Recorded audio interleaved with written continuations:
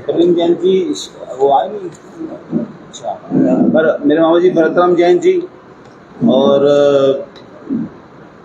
मेरे ताऊ जी नरेंद्र गुप्ता जी, मेरे पिताजी श्री नरेंद्र कुमार जैन, अंकल हमारे जगदीश गर्ग जी और अजय गोरखपुरिया जी, दिनेश सैनी जी और सभी मेरे तमाम साथी आज इस प्रेस कॉन्फ्रेंस में मेरे साथ हैं। तो सबसे पहले तो मैं एक जो सस्पेंस चल रहा था पूरे हिसार के अंदर कि भाई क्या रहेगा चुनाव का, तो आप लोगों के माध्यम से मैं एक बात पूछना चाहता हूँ कि हमें चुनाव चिन्ह अलॉट हो गया है और हमारा चुनाव चिन्ह जो है वो इलेक्ट्रिक पोल है, स्ट्रीट लाइट है, जो देना हो बैनर कहाँ पे आपके पास ये हमारा चुनाव चिन्ह है जी। और लोगों में ये भ्रम था कि हम लोग विड्रॉल कर लेंगे या चुनाव नहीं लड़ेंगे, तो मैं सबसे पहले तो आप लोगों के माध्यम से हिसार की जनता के सामने क्लियर करना चाहता हूँ कि हम चुनाव लड़ रहे हैं और बड़ी मजबूती के साथ हम चुनाव लड़ेंगे।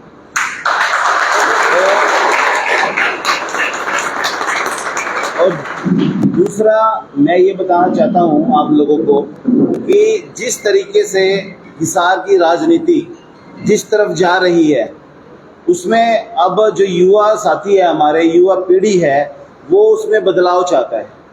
युवा साथी चाहता है कि जो नई ऊर्जा, नई रोशनी के साथ हमारा हिसार का जो भी दायित्व संभाले वो नई ऊर्जा और नई रोशनी के साथ संभाले। इसीलिए शायद भगवान ने हमारे को ये इलेक्ट्रिक पोल और ये स्ट्रीट लाइट का जो चुनाव चिन्ह दिया है वो इसलिए दिया है कि हम नई ऊर्जा के साथ और रोशनी के साथ इस हिसार के लिए और हिसार के लोगों के लिए काम कर सकें। तो आप लोगों का कोई क्वेश्चन हो तो आप मेरे से कर सकते हैं। और मैं एक चीज़ और कहना चाहता हूँ कि जैसे सावित्री जिंदल जी चुनाव लड़ रही है, कमल गुप्ता जी भी चुनाव लड़ रहे हैं, गौतम सरदाना जी भी चुनाव लड़ रहे हैं, सब चुनाव लड़ रहे हैं अपना अपना, राणा जी भी चुनाव लड़ रहे हैं, मैं भी अपना चुनाव लड़ रहा हूँ, तो सब चुनाव लड़ रहे हैं। वो दोनों पार्टी से लड़ रहे हैं, कमल गुप्ता जी और राणा जी, और हम तीनों निर्दलीय लड़ रहे हैं। तो कुछ चीज़ें ऐसी है जो जनता के सामने हमने सच्चाई रखनी पड़ी। तो लेकिन वो कहीं ना कहीं मुझे लगता है वो जिंदल हाउस को कुछ अच्छा, उनके लोगों को अच्छा नहीं लगा, तो मेरे शब्दों का शायद उनको पसंद नहीं आया होगा। तो मैं उसके लिए एक ये कहना चाहता हूँ कि कोई मेरी इंटेंशन नहीं है कोई इस तरह की कि मैं उनके लिए कोई ऐसे अपशब्द बोलूँ, और मैंने अपशब्द कोई बोले भी नहीं है। जो सच्चाई है, जो जनता बोलती है, मैंने वही बात बोली है कि माता सावित्री जिंदल जी की अब उम्र हो गई है और वो कहीं ना कहीं जो बात बोलते हैं कि भाई हम हिसार की सेवा करना चाहते हैं, हिसार की सेवा करने के लिए यही बात मैंने बोली थी कि उनको और उनके परिवार को हिसार में रहना पड़ेगा, हिसार के लोगों के बीच में रहना पड़ेगा। तो ये बात सच है, सभी हिसार वासियों को, मेरी जनता को पता है कि मेरा एक ही घर है, सेक्टर 13 में मेरा घर है, सेक्टर 13 में मेरा ऑफिस है। मैं यहाँ पे ऑफिस में मिलूंगा या घर पे मिलूंगा, घर ऑफिस आमने सामने है मेरे दोनों चीज। तो आने वाले समय में हिसार की जनता का जो सबसे बड़ा एक दिक्कत वाला काम है, जो हिसार की जनता समझती है कि जो भी विधायक बनता है, जिसको हिसार की जनता आशीर्वाद प्यार देती है, वो फिर कहीं दूर हो जाता है। तो ये एक बहुत बड़ा मुद्दा है हमारी हिसार की जनता के सामने।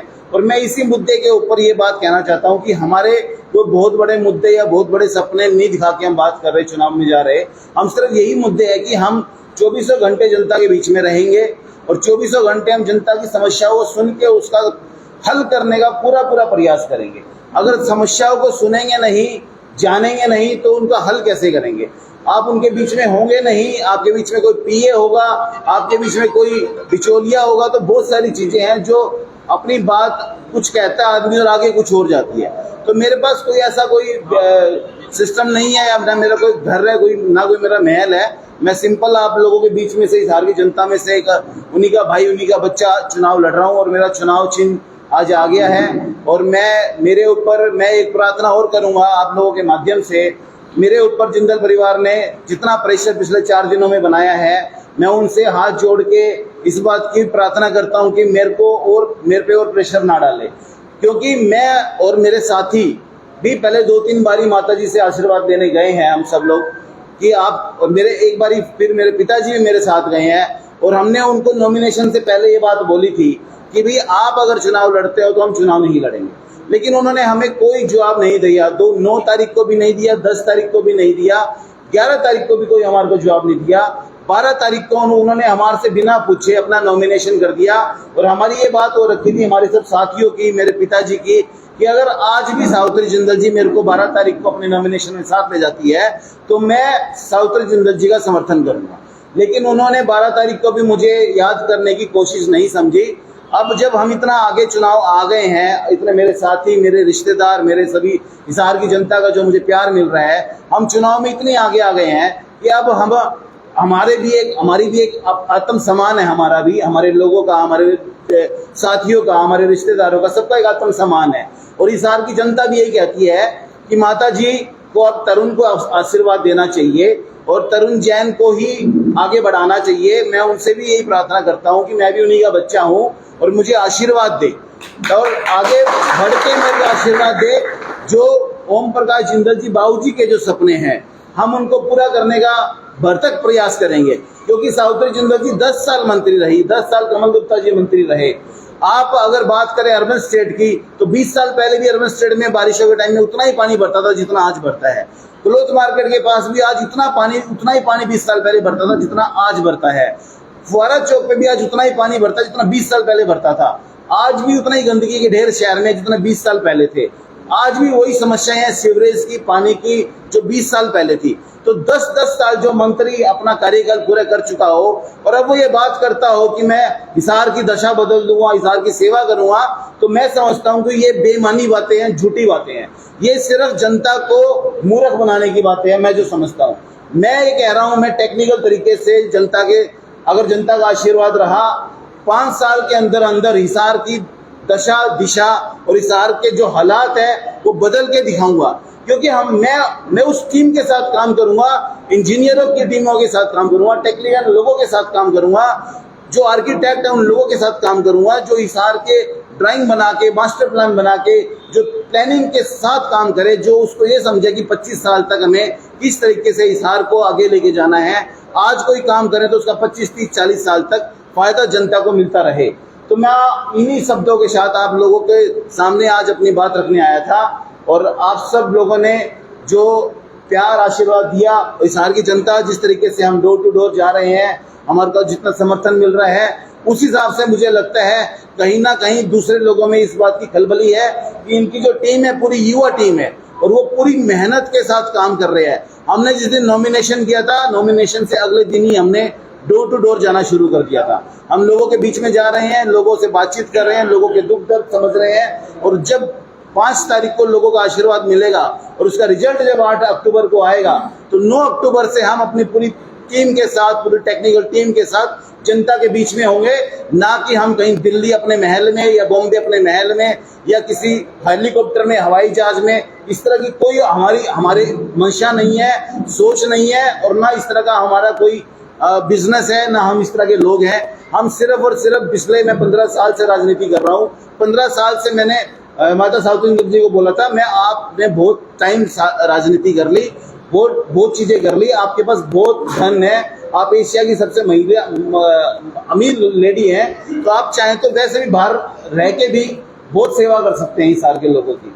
और मैं ये नहीं कह रहा कि विधायक बन के सेवा होती है, बिना विधायक बने भी बहुत लोग सेवा कर रहे हैं, बहुत संस्थाएं काम कर रही है। तो ये झूठ बोलने का काम कम से कम जनता के सामने नहीं करना चाहिए। और हमारी जनता को भी ये समझना चाहिए कि हमें अपना वोट कहाँ देना चाहिए। जो 24 घंटे हमारे बीच में रहेगा, या 5 तारीख को शाम को 5 बजे यहाँ से हेलीकॉप्टर में बैठ के अपने अपने घर चले जाएंगे। उसके बाद फिर जब दोबारा चुनाव होगा तभी आएंगे।